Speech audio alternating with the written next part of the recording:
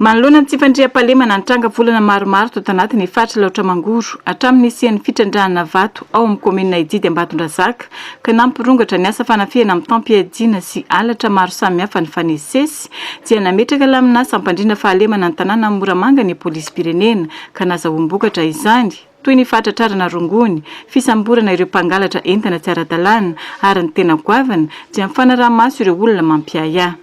Noho izay ezaka izay dia tratra ireo andian-jiolahy miisa 7 miaraka amin'ny fitaovam-piadiana saika anafika tokantrano iray tao amin'ny komina Ambohibary tany amin'ny 520 kilometatra miala eto Moramanga.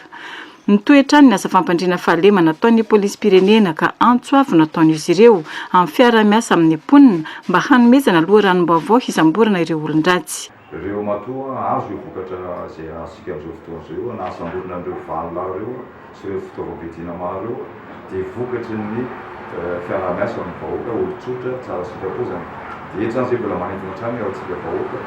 raha tiantsika ny amin'ny vahoaka ny resaka fandriam-pahalemana eto amintsika izay azotsona fa tsy vita rehefa tamin'ny ireo fa ifambolena antsika miaraka aminareo vahoaka. Miasa andro manalina ireto farany eny anivon'ny fokotany manara-maso eny anelakelan-trano ankoatra ny fiambenana eny amin'ny lalam-pirenena faharoa sy faefatra amby 70 ary ny lalam-pirenena Vonjimaika RNT23 mampitoy ny Moramanga sy Anosy-Beanala izay matetika atratrarana rongony sy tokagasy. Asa goavana intsoroan'ny polisy pirenena ihany koa ny fandrindrana ny fifamoivoizana izay tena manahirana amin'ny mpampiasa lalana eto Moramanga ny fahaterena eto Tampon-tanàna.